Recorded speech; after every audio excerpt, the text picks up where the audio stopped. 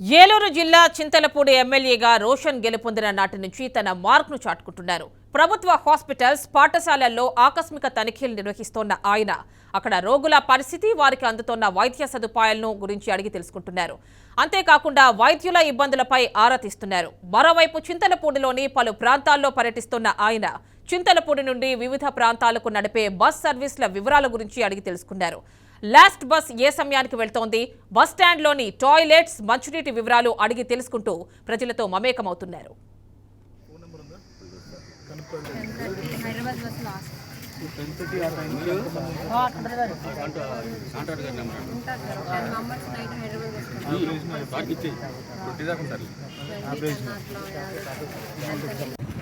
ఇక్కడ బస్సులో ప్రయాణించే ఎవరైతే ఉన్నారో ట్రావెలర్స్ ఎంత ఇబ్బంది పడుతున్నారో నాకు ఎప్పటికప్పుడు కాల్స్ వస్తున్నాయి. కానీ ఎప్పుడు కూడా వచ్చి లైవ్గా చూడలేదు. ఇక్కడ చూసిన తర్వాత బస్ స్టాండ్ సిచ్యువేషన్ చాలా హారిబుల్గా ఉంది. ప్యాసింజర్స్ కంప్లైంట్ చేస్తున్నారు, టైంకి బస్సెస్ రావట్లేదు. లాస్ట్ అవర్స్ నుంచి వెయిట్ చేస్తున్నారు బస్ కోసం. సో ఫ్రీక్వెన్సీ ఆ టైం అసలు సరిగ్గా లేదు. ఇంపార్టెంట్లీ వర్షాకాలంలో ఈ వర్షం వాటర్ అంతా కూడా స్టాగ్నెంట్ అయిపోతూ ఉంది. అది అవుట్ఫ్లో వెళ్ళడానికి కింద అండర్ గ్రౌండ్ వాటర్ ఉంది. ఆ డ్రైనేజ్ బ్లాక్ క్లియర్ చేయడానికి ఇక్కడ ఆర్ఎన్బి ఇంకా మున్సిపల్ వాళ్ళిద్దరికి కూడా ఏంటంటే మీదంటే మీరు అంటున్నారు. దానికోసమని ఈరోజు ఈవినింగ్ 8:30కి నా ఆఫీస్లో ఆర్ఎన్బి ప్లస్ మున్సిపాలిటీ వాళ్ళకి ఇచ్చాను అలాంగ్ విత్ మీడియా.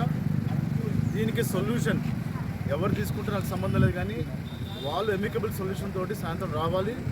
దాంతోపాటు ఎప్పటిలోగా ఇది సాల్వ్ అవుతున్న ఒక టైం లైన్స్లో రావాలి. ఎందుకంటే చింతలపూడి ఇది హెడ్ క్వార్టర్స్. ఇది మనము ప్యాసింజర్స్ కానివ్వండి, సివిలియన్స్ కానివ్వండి, వాళ్ళకి మంచి మనము ట్రాన్స్పోర్టేషన్ ఫెసిలిటీ ఇవ్వాలి. ప్రపంచం అంతా ముందుకెళ్తా ఉంటే మనం వెనక్కి వెళ్తున్నాం. గత 5 సంవత్సరాల్లో ఎందుకు చేయాలో ఇప్పటికీ అర్థం కావట్లేదు. ఇది సొల్యూషన్ నేను ఒక 24 to 40 అవర్స్ నేను మీకు సొల్యూషన్ కూడా నేను చెప్తాను మీకు.